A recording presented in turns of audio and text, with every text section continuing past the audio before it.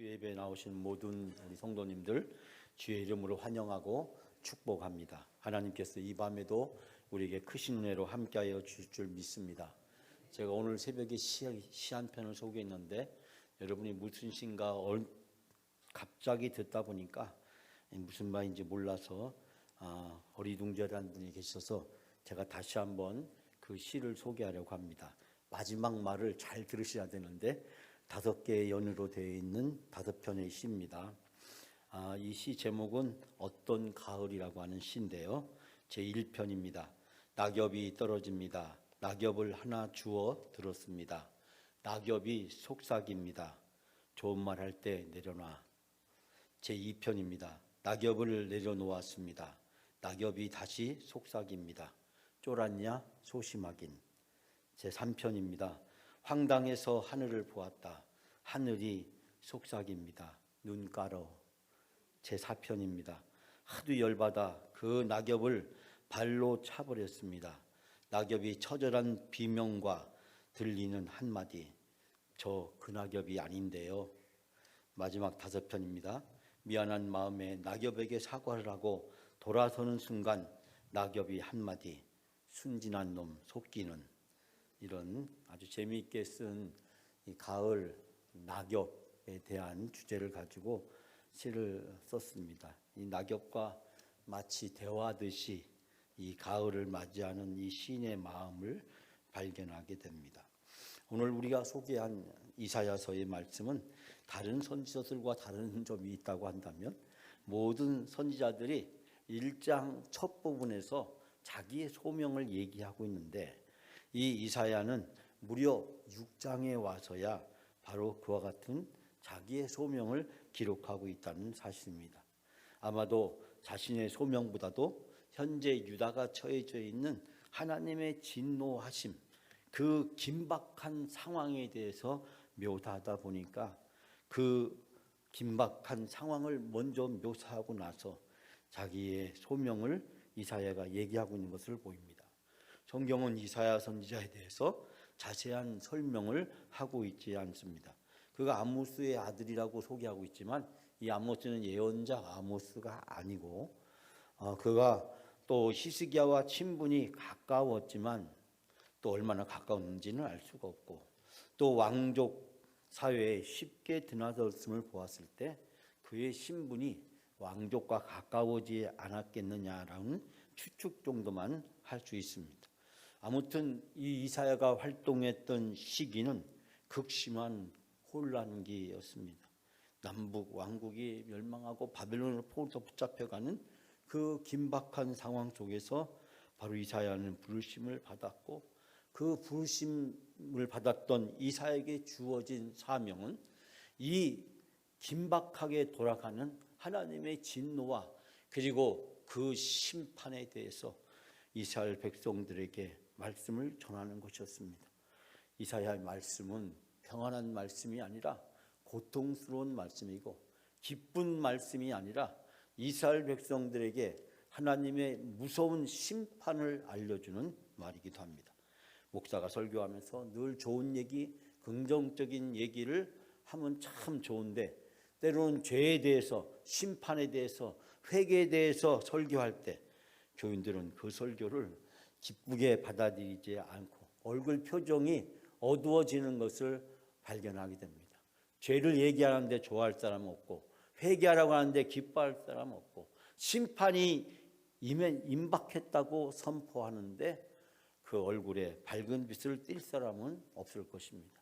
그러나 죄와 심판은 바로 우리가 피할 수 없는 길이고 하나님 앞에 나아가고 하나님 앞에 동행하는데 반드시 거쳐야 될 과정임을 알 수 있게 됩니다.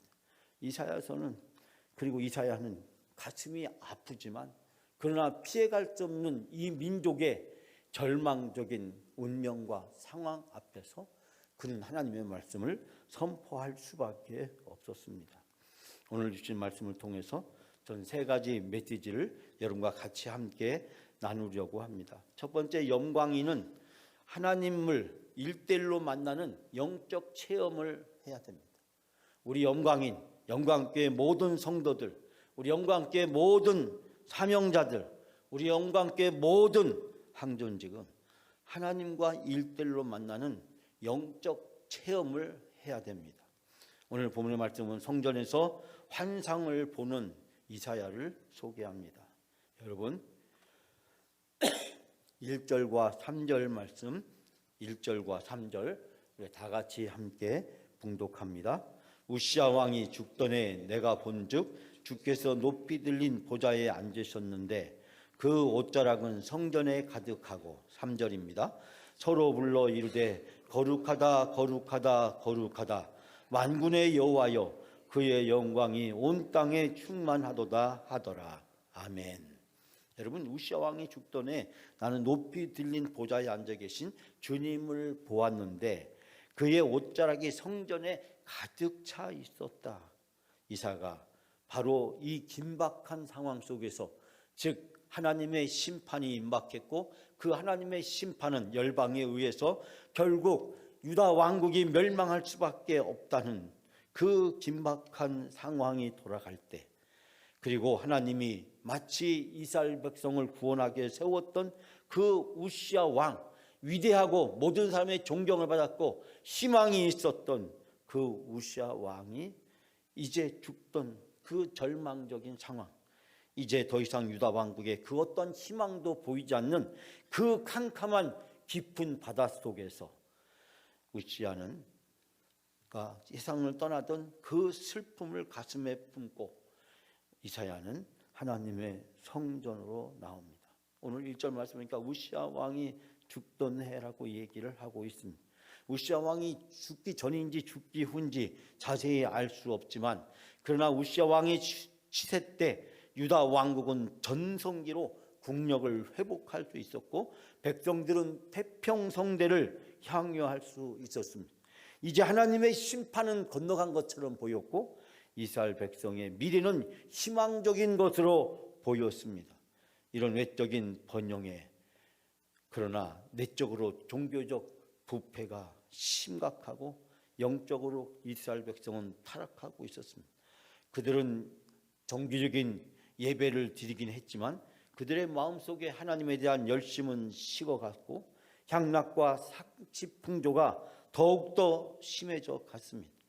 태평성대와 국력의 전성기는 그들로 하여금 영적 타락과 부패를 일으켰고 하나님으로 저 북왕국 이스라엘을 심판하시고 그리고 이 남왕국도 심판하신다는 사실을 망각해 가고 있었습니다. 이때 아수르의 디글랏 빌레셋이라고 하는 새로운 실력자가 부강하면서 이 고대 근동 지방의 진당관계가 휩싸이면서 국제 정세가 태풍수의 바다로 내몰아가고 있었습니다. 이런 상황에서 선지자 이사야는 국가적인 위기를 느끼면서 그가 성전을 찾았습니다. 여러분 어렵고 힘들 때 어디를 가느냐 누구를 만나냐가 너무나도 중요하다는 사실을 우린 여기서 발견하게 됩니다. 이사야 선지자는 바로 이 위기 상황 속에서 하나님을 찾습니다.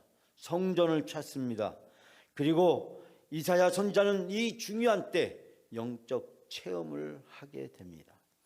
우리는 여기에서 이사야가 얼마나 영적인 사람인가를 발견할 수 있게 됩니다. 그는 이 어려움을 해결하기 위해서 정치적인 지도자들을 만나는 것이 아니라 군사적인 지도자를 만나는 것이 아니라 그에게 도움을 줄 수 있는 그 어떠한 현자를 찾아가지 않고 하나님을 찾고 하나님에게 와서 하나님께 답을 구합니다. 이사야는 영적 분별력을 가지고 있는 사람이었다는 사실을 발견하게 됩니다. 그런 이사야는 성전에서 하나님을 대면하는 놀라운 영적 체험을 하면서 하나님의 거룩하심을 그가 체험하게 됩니다. 오늘 본문에 거룩하다 거룩하다 거룩하다 이사야가 체험한 이 영적 체험의 광경이 얼마나 장엄하고 그에게 압도적이었는지를 우리에게 이야기해 주고 있습니다.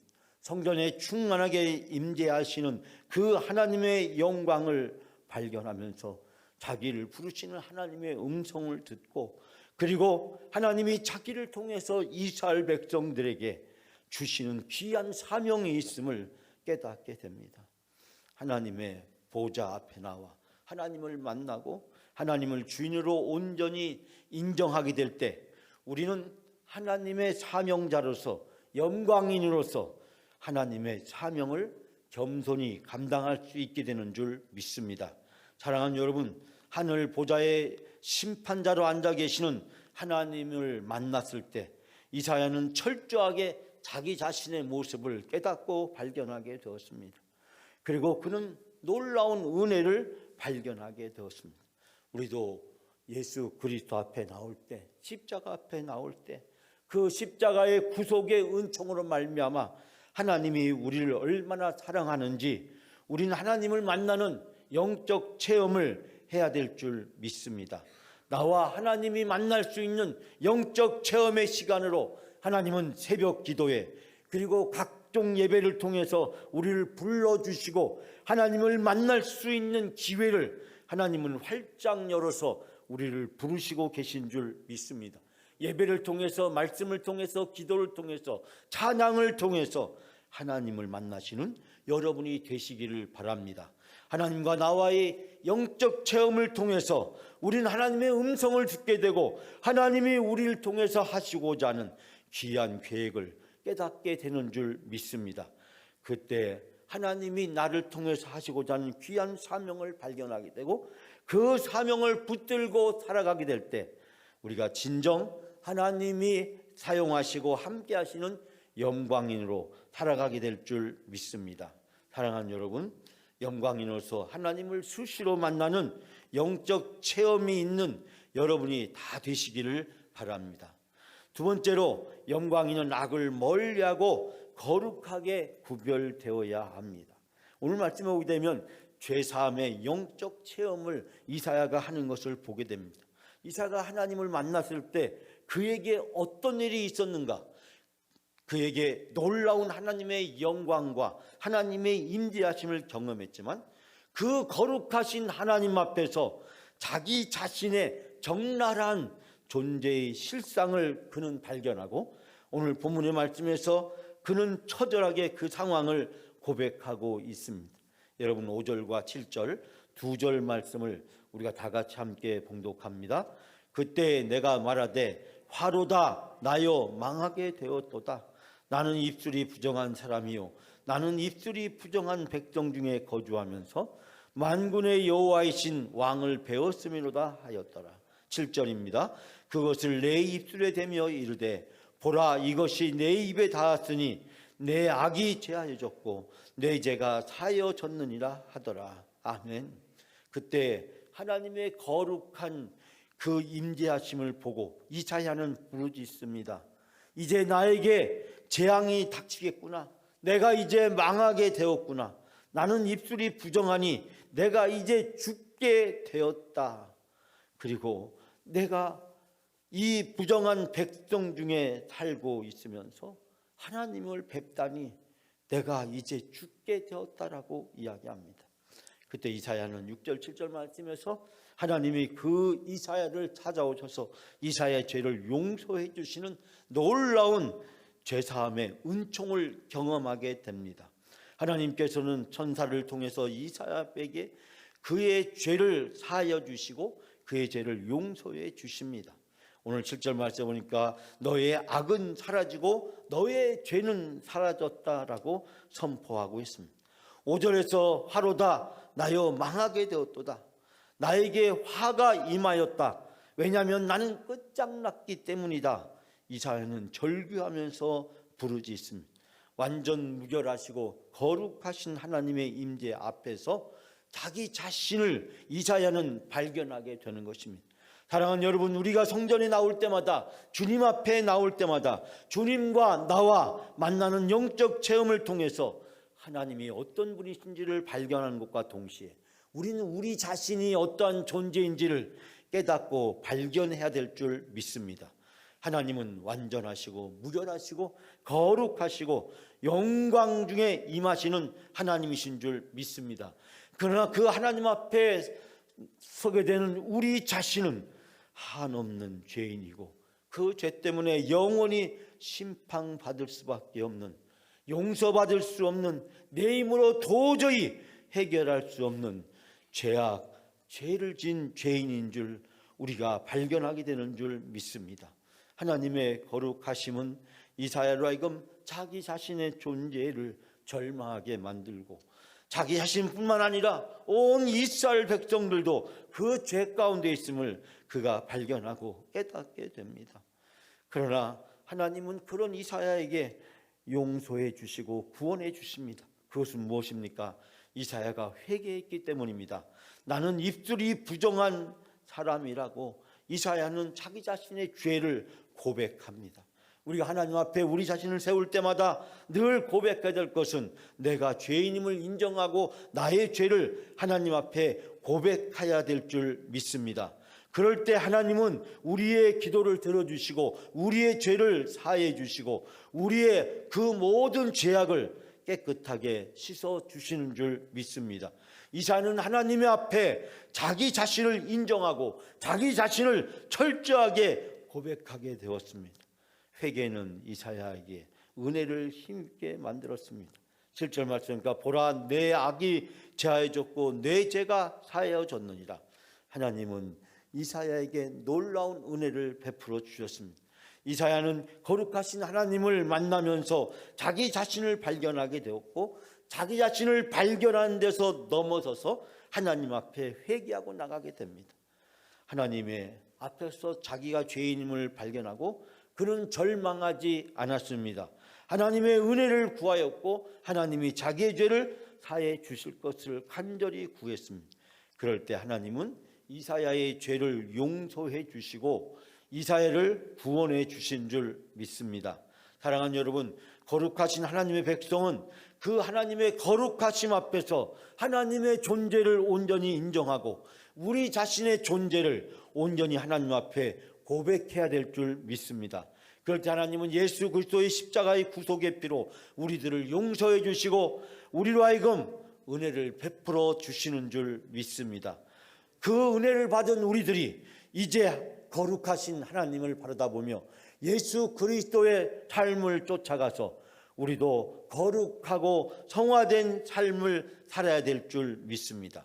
오늘 한국교회와 신앙인들이 때때로 비판을 받는 이유는 너무 값싼 은혜에 빠져 있기 때문입니다. 예수 그리스도를 입으로 시인하여 구원을 받는다고 해서 예수 그리스도의 그 입으로 시인하여 받은 구원 이후에 행함을 동반하지 않기 때문입니다. 즉 믿어서 구원을 받았으나 행함으로 거룩해지고 하나님의 뜻을 온전히 이루는 결단과 실천을 하지 않기 때문입니다. 우리가 죄사함을 받았다면, 그래서 하나님의 자녀가 되었다 한다면 하나님의 자녀로서 합당한 삶을 살아가야 될 줄 믿습니다. 하나님의 사랑과 은혜를 받은 자답게 행동하고 희생으로 사랑으로 섬기는 믿음의 사명자가 되어야 될 줄 믿습니다. 사랑하는 여러분, 하나님이 찾으시고 사용하시는 영광인은 어떤 사람입니까? 자신이 죄인임을 깨닫는 사람입니다. 은혜 받은 것을 아는 사람입니다. 항상 은혜가 넘치는 사람입니다. 겸손함으로 섬기는 사람입니다. 그리고 기꺼이 하나님의 비전을 위해서 또 영광의 비전을 위해서 자기의 모든 것을 드리고 헌신하고 충성할 수 있는 이사야와 같은 사람인 줄 믿습니다. 오늘 하나님은 바로 영광 이사야를 찾으십니다. 사랑하는 여러분, 하나님 앞에 그 거룩하시고 영광스러운 하나님, 그 하나님 앞에 하나님이 찾으시는 영광 이사야가 바로 여러분이 다 되시기를 주님의 이름으로 축원합니다. 마지막 세 번째로 영광이는 하나님의 부르심에 겸손히 순종하는 사람입니다. 하나님은 이사야에게 임하셔서 하나님의 존재가 어떤 분인지를 보여주셨고 또 이사야가 그 죄인임을 고백하였을 때 그의 죄를 용서하여 주셨을 뿐만 아니라 이제 이스라엘의 회복을 위해서 이사야에게 사명을 주시고 그 사명을 주시는 하나님께 이사야가 겸손히 순종하고 있는 것을 발견하게 됩니다. 여러분, 오늘 8절 말씀과 마지막 13절 2절 말씀을 우리가 다 같이 함께 봉독합니다. 다 같이 8절 말씀을 봉독합니다. 내가 또 주의 목소리를 들으니 주께서 이르시되 내가 누구를 보내며 누가 우리를 위하여 갈꼬 하시니 그때 내가 이르되 내가 여기 있나이다 나를 보내소서 하였더니 13절입니다. 그 중에 10분의 1이 아직 남아있을지라도 이것도 황폐하게 될 것이나 밤나무와 상수리나무가 배임을 당하여도 그 그루터기는 남아있는 것 같이 거룩한 씨가 이 땅의 그루터기니라 하시더라. 아멘. 그때 나는 주님께서 하시는 음성을 들었다. 내가 누구를 보낼까? 누가 우리를 대신하여 갈 것인가? 내가 주님께 아뢰었다. 내가 여기 있습니다. 저를 보내주십시오. 사랑하는 여러분, 그러자 주님께서 말씀하십니다. 내가 이 백성이 내가 듣기는 들어도 그들이 깨닫지 못하고 보기는 보아도 알지 못한다. 이 백성의 마음이 둔하고 귀가 막히고 눈이 감기게 되어서 볼 수 없고 들을 수도 없고 마음으로 깨달을 수도 없게 되었다. 그러나 내가 그런 상황 속에서 이사야는 이렇게 대답합니다. 그러나 주님, 내가 여기 있지 않습니까? 그러니 주님께서 나를 보내주십시오.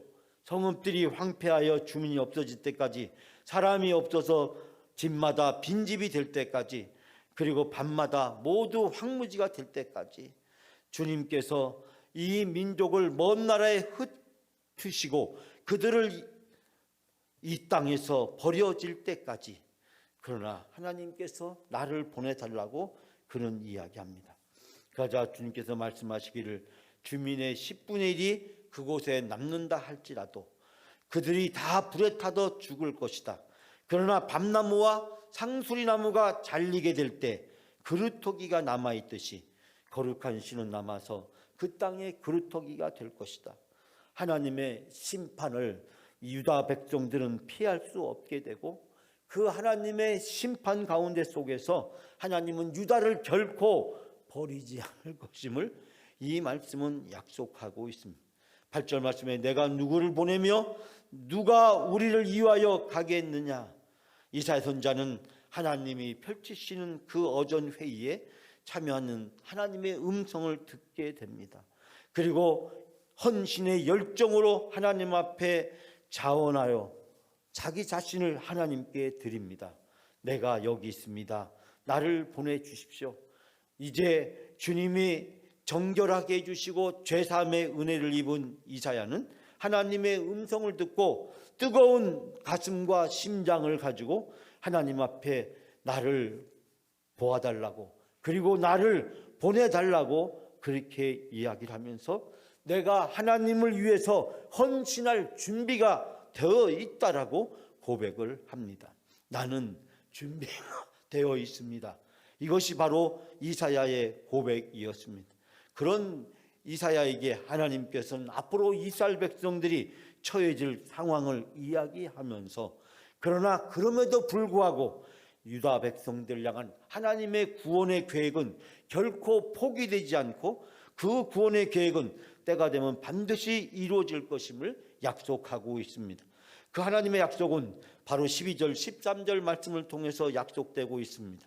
밤나무와 상수리나무가 배임을 당하도 남아있는 것 같이, 여기서 밤나무와 상수리나무는 상록수에 가까운 나무입니다. 완전히 배임을 당한다 할지라도 그 밑둥 그루터기에서 다시 싹이 돋아서 나오듯이 그런 강인한 속성을 가진 이 밤나무와 상수리나무를 이스라엘 백성의 상징으로 표현하고 있는 것을 보게 됩니다.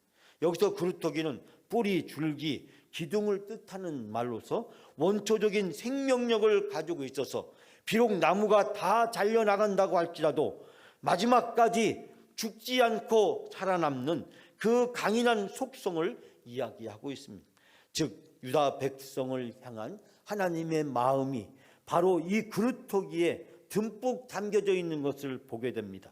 즉 하나님의 심판은 피할 수 없고 그 하나님의 심판으로 인해서 이제 유다가 멸망하고 예루살렘 성전이 파괴되고 수많은 사람들이 죽고 포로로 붙잡혀 가게 되겠지만, 그러나 그럼에도 불구하고 그런 절망적인 상황 속에서 하나님은 거룩한 씨를 남겨둘 것이고 그 거룩한 씨가 이 땅의 그루터기라고 고백하고 있습니다.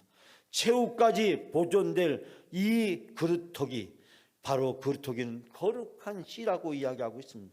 거룩한 씨는 바로 행악의 종자와 대조가 됩니다. 거듭되는 심판을 받고도 끝까지 살아남을 이스라엘 백성의 남은 자들을 가리킵니다.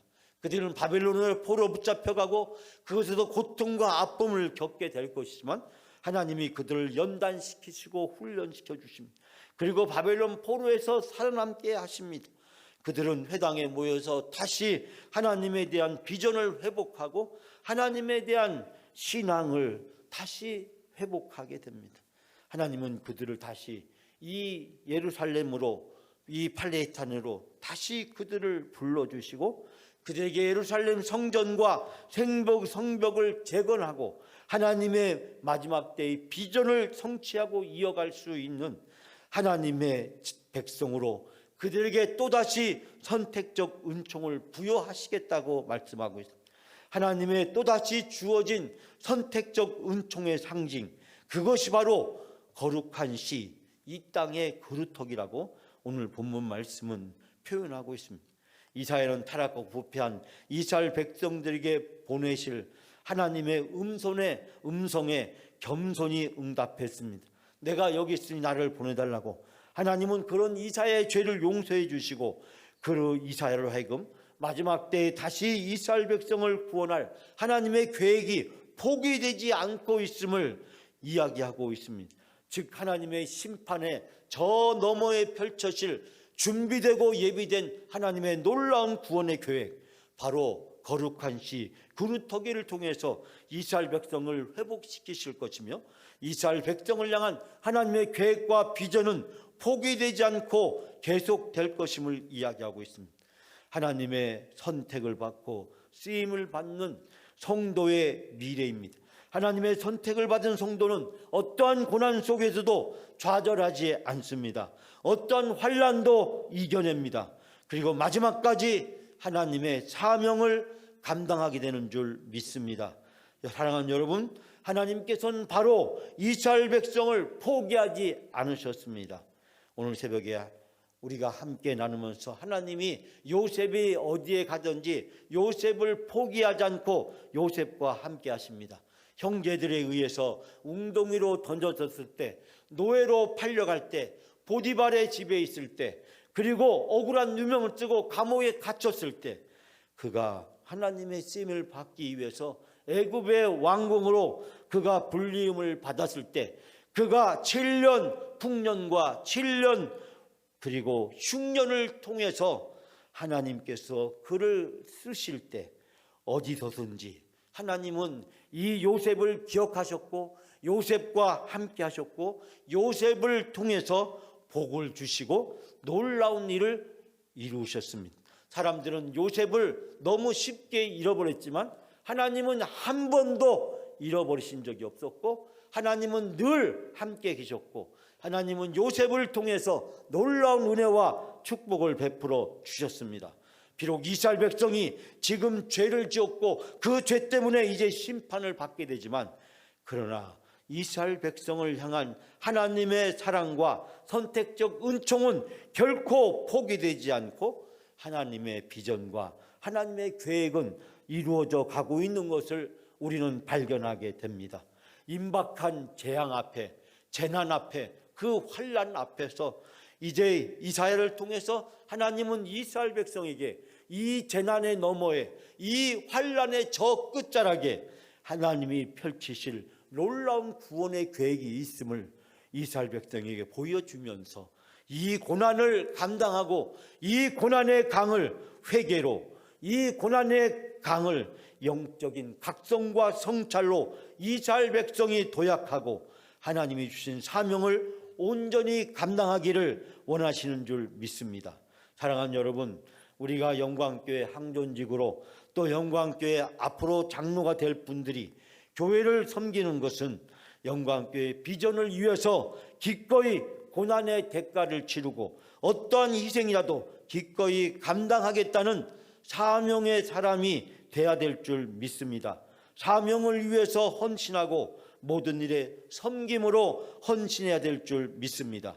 제가 오늘 새벽에 말씀을 드렸듯이 꿈은 시작이고 사명은 과정이고 결과는 헌신이고 헌신은 섬김으로 열매를 맺는다. 꿈의 결론은 헌신이자 섬김이다. 하나님은 우리에게 바로 꿈을 통해서 하나님의 비전을, 하나님의 계획을, 모든 사람을 구원하고 하나님 나라가 이루어지는 그 놀라운 하나님의 계획과 비전에 우리들을 부르시고 우리를 사명자로 사용하기를 원하시는 줄 믿습니다. 사랑하는 여러분, 하나님이 찾으시는 영광 이사야는 누구입니까? 오늘 본문의 말씀을 통해서 그는 자기가 죄인임을 깨닫는 사람입니다.